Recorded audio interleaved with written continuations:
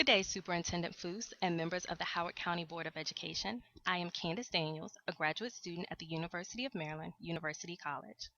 A recent study of Japan's educational system, and specifically their approach to technology integration, has led to some astonishing findings, some of which I would like to present and recommend to you today. As you all are aware, Howard County schools are educational leaders in the state of Maryland. I believe most of this has to do with the county's thoughtful approach to technology integration. However, at the same time, you all probably assume that based on some of Japan's internationally known corporations, their entire school system, similar to their culture, is infused with technology.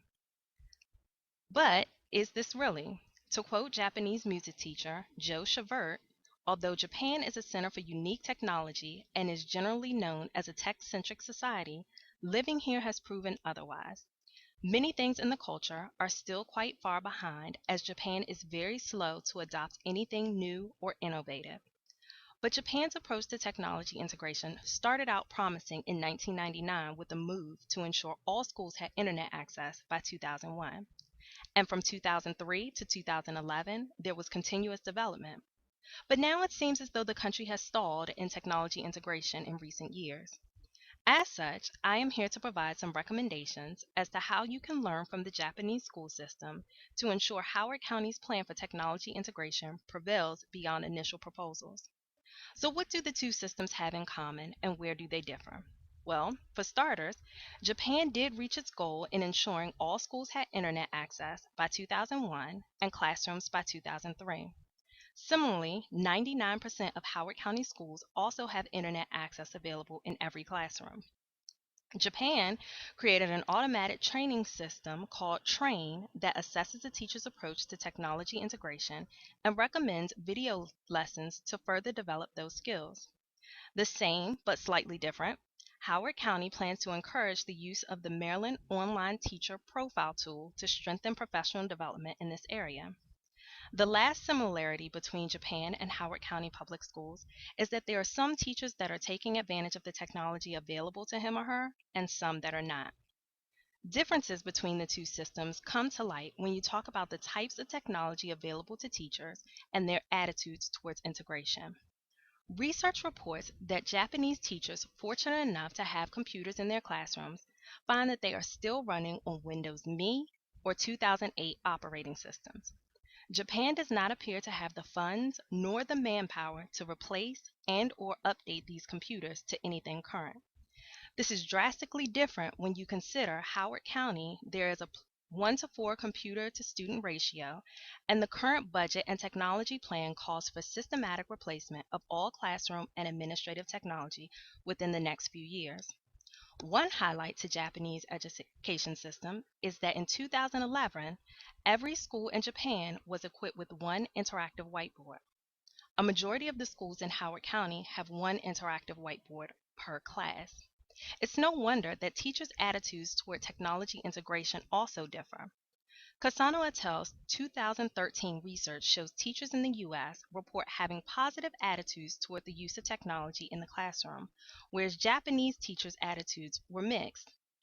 The study concludes, to quote, that when schools and teachers have greater access to technological resources in the classroom, attitudes of teachers are more positive towards the use of technology, and they tend to use technology to a greater degree as they educate their students.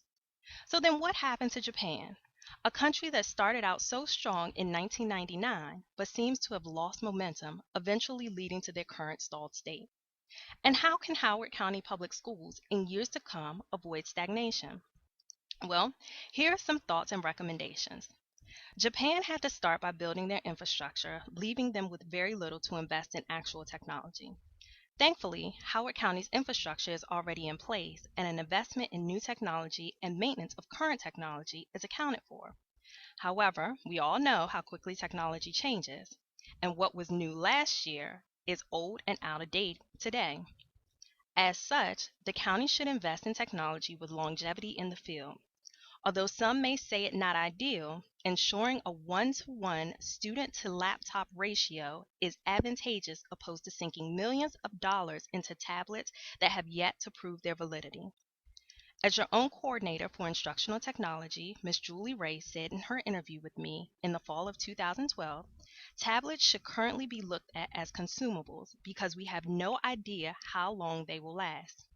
Thus, if Japan were ever to receive an influx in finances, it would be easy enough to update operating systems and memory of desktop computers to meet basic classroom needs.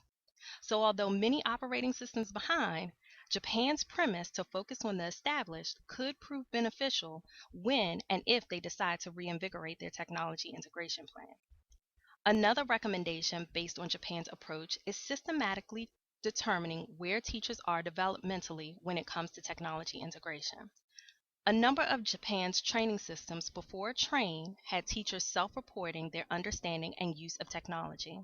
However, realization came in that teachers oftentimes over or underestimate their ability and never receive the training to best meet their needs. Consequently, I recommend that Howard County really assess if the Maryland Teachers Toolkit is the appropriate mode and or method for determining what types of technology integration trainings teachers should receive.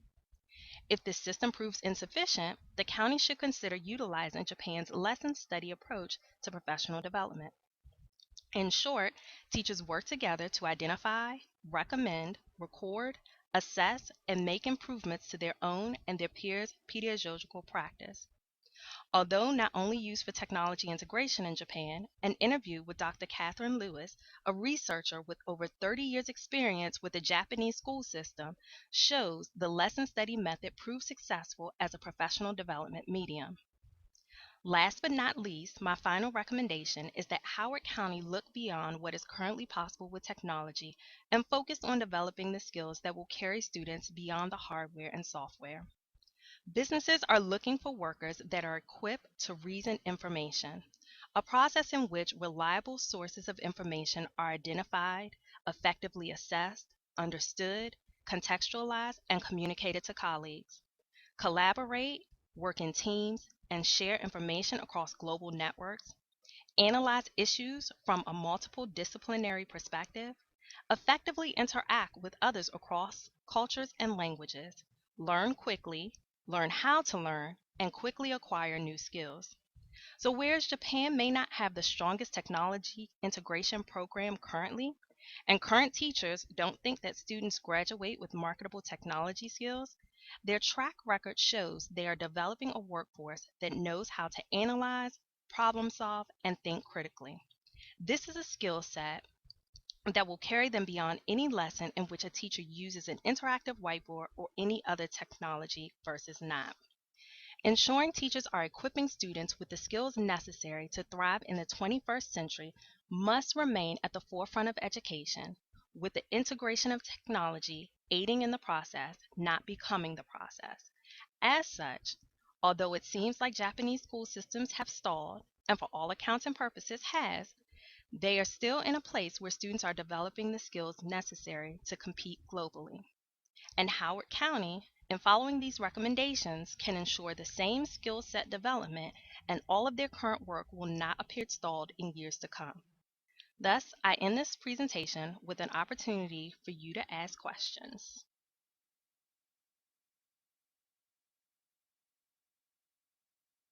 I thank you for your time and I hope you will consider these recommendations as you further plan your technology infrastructure, professional development, and curriculum integration.